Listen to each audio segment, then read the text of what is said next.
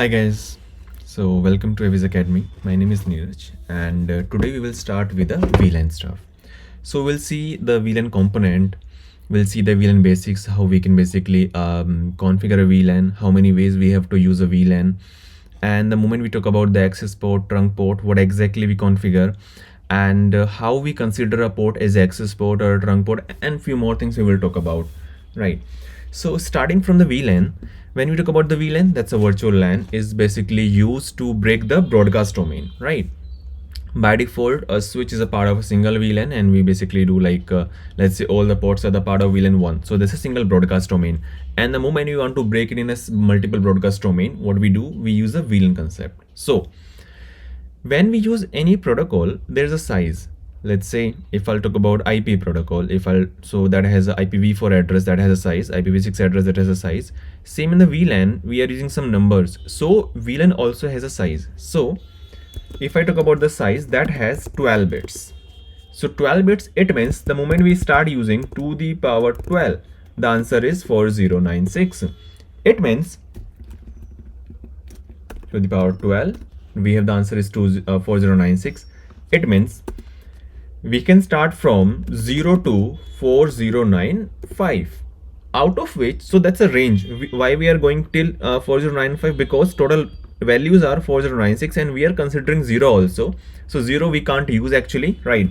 That's a reserve value. 0 and 4095, these two are reserved. So what exactly we use here is from 1 to 4094 we use for the data, for the trunk port, for the access port, and multiple stuff, right? Interval routing and numbers of things. So that's a size basically, and out of which we are able to use only starting from 1 to 4094 VLANs. Okay. Now, when we talk about the VLANs, there are two stuff. Let's say if I'll configure a VLAN, we can configure, but where we use actually, we use on the access port or maybe on the trunk port. So right now, let's see how we can configure VLAN on the switch, and then we'll move to the next theory part. Okay. So we have a device. Okay. So I'll show you first of all how to configure a VLAN and how to verify. So initially, let's run few commands to verify, do we have any VLAN on the switch available or not? Show VLAN brief. So using brief, we can verify few more information, VLAN ID, if there is IP address. Let's say we are doing some inter-VLAN routing. In future, we will talk about inter-VLAN routing also. Okay.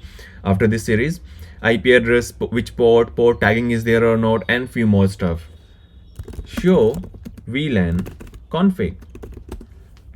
So here we see, as of now, we do not have any single configuration. Now let's configure one VLAN. Sudo su config VLAN add, let's say I'll add VLAN 10. Okay, now let's verify. Show VLAN brief. We have a single VLAN. Okay. Show VLAN let me run only the config one right now. Okay. So right now I can see VLAN 10. Now assume, and one more thing, I can use the same VLAN for access port, for the trunk port, it is up to us. But once I'll talk about the access and VLAN trunk port concept, then we will get to know what exactly the difference we have in between these two and how exactly we can use it.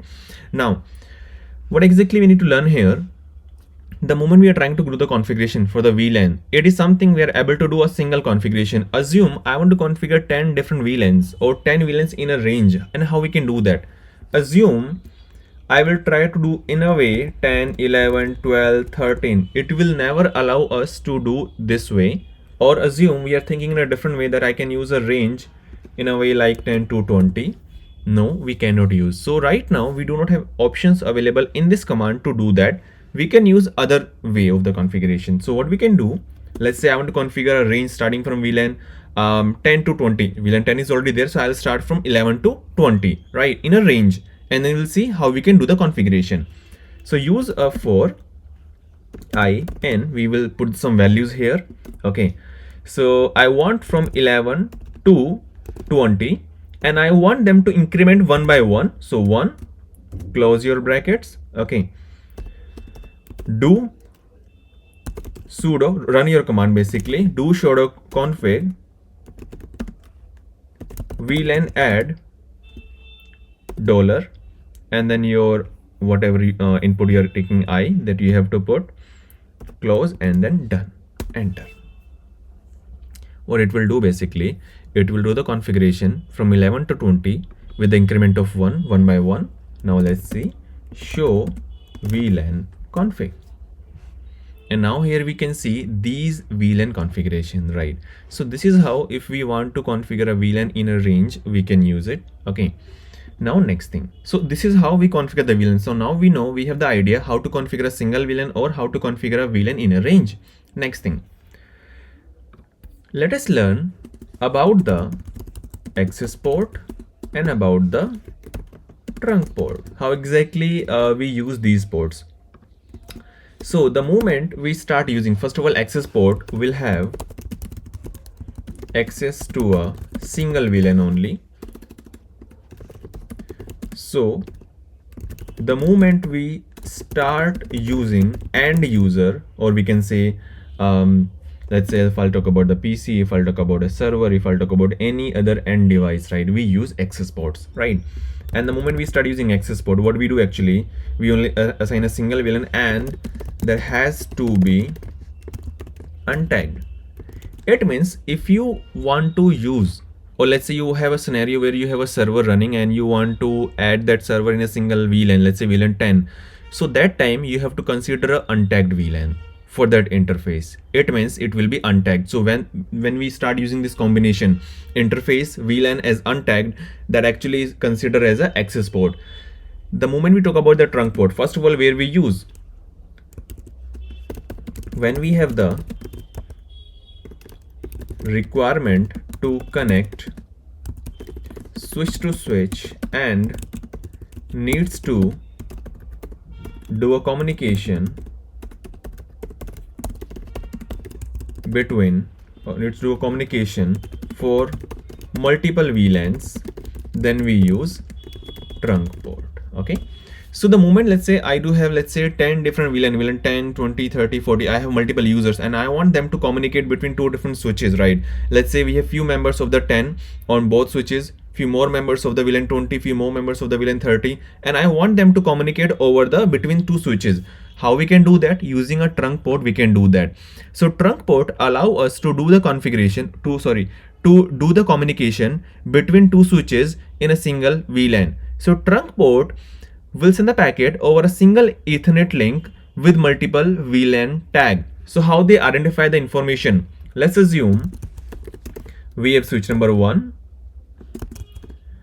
we have switch number 2, right? And on switch number 2, there are multiple VLAN users, VLAN 10, VLAN 20, VLAN 30, VLAN 40. And here also we have VLAN, let's say 10 member, 20 member, 30 member, and 40 members, right? Now, whenever any user will do a communication from here to here, how exactly the switch number 2 will identify that this packet I have to only convey to VLAN 10 because of the encapsulation. So trunk port use an encapsulation that is .1q. Okay, so it will be using encapsulation .1q encapsulation, right? And the size is 4 bytes. So it will be using this 4 byte size in every single packet. Let's say we are sending 1000 packets. So every single packet will be containing 4 byte extra, right? With the encapsulation of .1q. Okay. Now, the moment we talk about .1q encapsulation, it means, let's say the user 10 is sending a ping packet, right? So the moment switch 1 says, oh, okay, that's a 10 and that's a trunk port. On this trunk port, I need to make sure that I should allow all these 4 VLANs. And the moment switch 1 will send the packet out, it will add a tag value VLAN 10, VLAN tag of .1q, right? And the moment switch number 2 will get the packet, it will say, oh, okay, I'm getting a .1q encapsulation with the tag 10. So I need to hand over the packet out to the members of VLAN 10. And then further it can it can send the packet out to the access port and remove the tag value because we are using that port as a untagged port, right? So let's go and see how we can configure that. Okay, so initially I'll show you how to configure an access port with the untagged VLAN. So I'll be using Ethernet 0 to use VLAN 10. Okay, so config VLAN member add -u is used for untagged, just basically for the access port, VLAN 10 Ethernet 10, enter, and it is run. Show VLAN configuration. So now you see Ethernet 10. Oh, Ethernet 10 I'm using. No worries. Ethernet 10 I'm using for the VLAN 10, but as a untagged. Now assume if I try to use one more VLAN as a untagged on Ethernet 10, it will never allow us to do that because access port says only single untagged VLAN can be the part of the Ethernet 10 or a single interface. Let me try this. Let me try to use VLAN 11 as untagged again on this port. It will not allow us, you see. Ethernet 10 is already untagged member. So that's why access port does not allow that because there is a single neighbor connected, a single user connected that wants to communicate to one of the VLAN only, not to all the VLANs, right? That's why this does not allow one more untagged VLAN. So this is how we configure access port. Okay. Now trunk port, how we configure. Trunk port is very simple.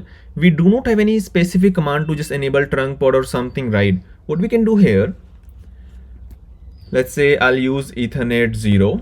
Okay, just remove your untagged keyword.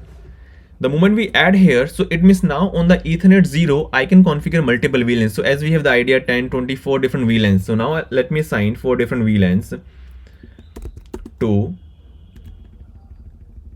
you see that is done. 13, 14. So we are able to do all these configuration. Show VLAN config. And now we can see all these VLANs are the part of a single VLAN, single interface, but as a tagged, and that's make the port as a trunk port. Now you see what we are doing just one by one configuration. Assume I want to configure all these VLANs as a tagged VLAN on this port in a single command. How we can do that? So there's a command. In the same way we can use the same command. So we were using this command. Let us use this one. Okay, I'll do some change here.